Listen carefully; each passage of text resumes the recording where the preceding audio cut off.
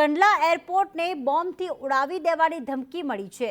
રવિવારે સાંજે જ ધમકી ભર્યો ઈમેલ મળ્યો હતો। એરપોર્ટની તમામ તપાસ દરમિયાન કંઈ જ નથી મળ્યું। પૂર્વ કચ્છ પોલીસે વધુ તપાસ હાથ ધરી છે।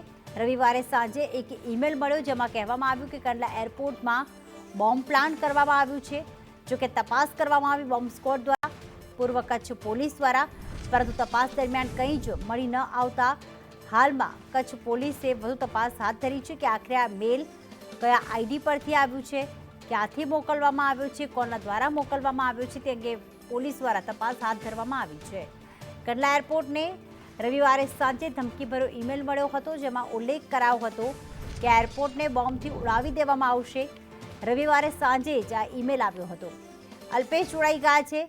અલ્પેશ, ધમકી મળી છે, ઈમેલ મળ્યો છે, કઈ આઈડી પરથી આવ્યો હતો અને કઈ દિશામાં તપાસ કરવામાં આવી રહી છે હાલમાં? પ્રીતિ, કંડલા એરપોર્ટને બોમ્બથી ઉડાવી દેવાની ધમકી મળી છે। રવિવારે સાંજે ઈમેલ મારફતે આ પ્રકારની ધમકી મળી છે ને ત્યારબાદ એરપોર્ટમાં તપાસ કરવામાં આવી હતી। તમામ તપાસી બાદ જો કે કોઈ શંકાસ્પદ વસ્તુ મળી નથી, જેને લઈને રાહતનો શ્વાસ લીધો છે। જે રીતે ઈમેલ મારફતે આ પ્રકારે ધમકી આપવામાં આવી છે તેને લઈને હાલ પૂર્વ કચ્છ પોલીસે તપાસ હાથ ધરી છે। જો કે અગાઉ પણ કંડલા એરપોર્ટને આ પ્રકારે બોમ્બથી ઉડાવી દેવાની ધમકી પણ મળી ચૂકી છે, ત્યારે ફરી એકવાર આ પ્રકારે ધમકી મળતા હાલ સુરક્ષા એજન્સીઓએ પણ તપાસ શરૂ કરી છે।